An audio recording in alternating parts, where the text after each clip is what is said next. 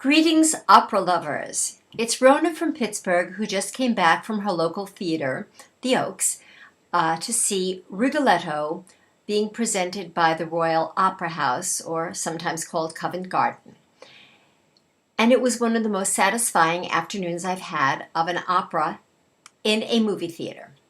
So far, I've seen many productions by the Met, one by La Scala, one filmed one, and now this. And altogether, I have to say, the highest kudos go to the Royal Opera House for a variety of reasons. First of all, their visual feed was the sharpest, and their audio feed also was excellent. The preparatory remarks before the opera began were done by Anthony Pappano, who is, I think, the general director of Covent Garden. And he gave a wonderful little synopsis of the opera in general and their particular production.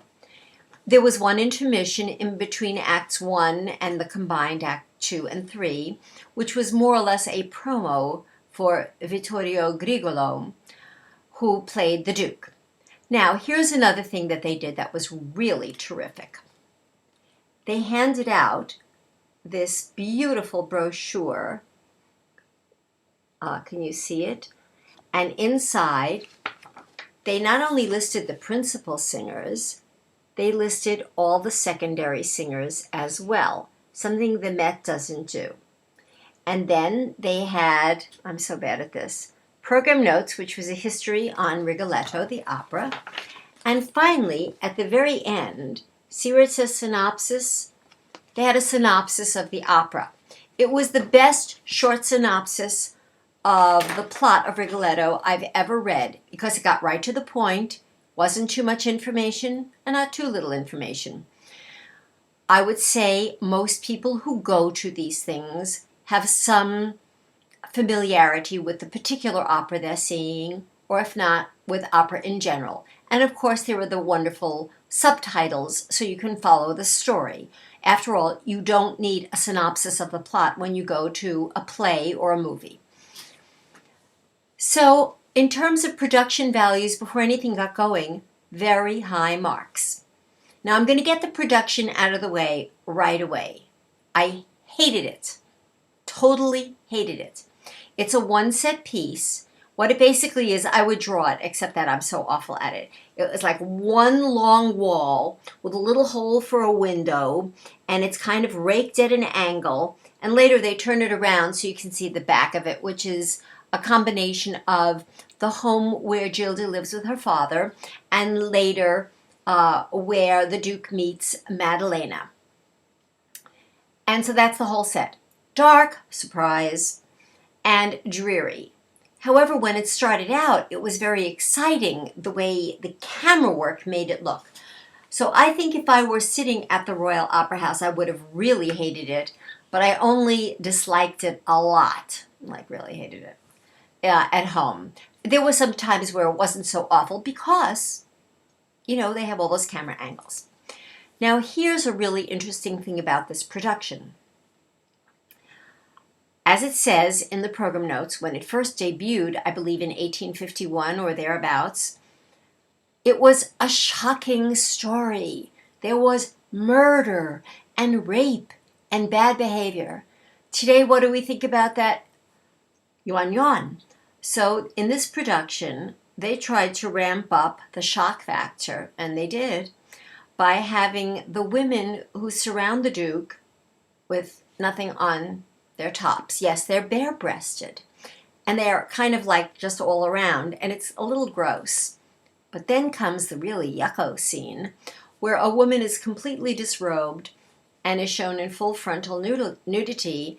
And then they get a man and they get him to take off his clothes. And yes, we get to see everything, absolutely everything. And then he's supposed to do you-know-what with the naked woman. So that's supposed to be the shock factor. It was, I wouldn't say it was shocking, but it was like, oh. So I read one review of this production. And this reviewer, I can't remember, it was online, criticized Vittorio Grigolo for his overacting. Well, what do you expect him to do in a production like this with all this nudity and horrible behavior by the courtiers? It was, he was completely appropriate as an actor. This reviewer said he was very hammy. I didn't think so at all. I like him, everything he does, vocally and dramatically. You know, I think he's just a perfect fit for the Duke.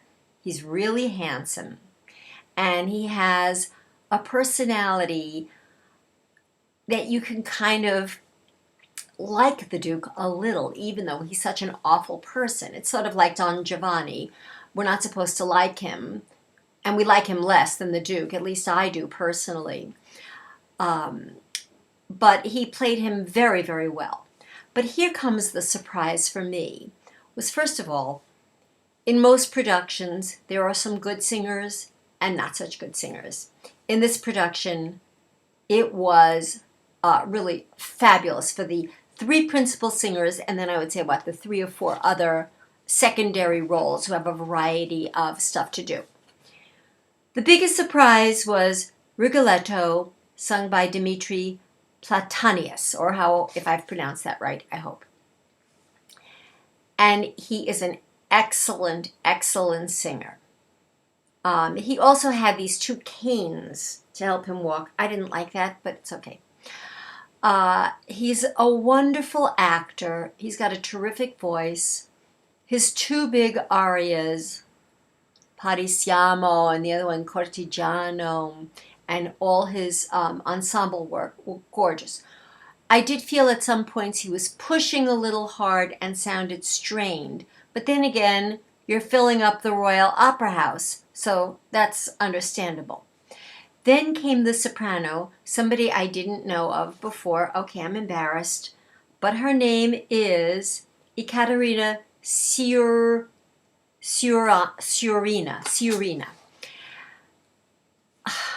Just lovely. I was trying to think, what word would I use to describe her? You know what I'd say? She was an honest singer. She had no gimmicks. She had a beautiful voice, excellent technique. She's not one of those super high note sopranos, but her voice is completely even. And all the time when she had to go into the lower register, she kept everything in her chest. By the way, speaking of vocal techniques, that baritone, he was a tour de force vocally. He was able to sing certain phrases so lightly in his head. It was amazing. And then other times he really muscled through the score. Then we get to the tenor role, Vittorio Grigolo. And of course he has those 2 enormously popular duets, and he starts off Act 2 with a large aria as well. There was one thing he did that I didn't care for. You know how sometimes singers do this sort of like cry, huh, whatever that is. I don't know what it's called. He did something else. I didn't like it. And so I was wondering, was that his idea or the conductor's? Which leads me to the conductor. The conductor's name is Sir John Eliot Gardiner. I know his name very well from recordings. I always thought he was like a Baroque guy. I had no idea he did opera. I was kind of like shocked. This guy, you know, has this intellectual reputation doing a staple Verdi opera. And when the first notes started from the orchestra, I thought, ugh. But that was only the first few notes. After that, thumbs up. Especially the part, I can never remember the name of it, but the part that goes da da da da da da da da da da was so great. Was really fabulous. So he was excellent.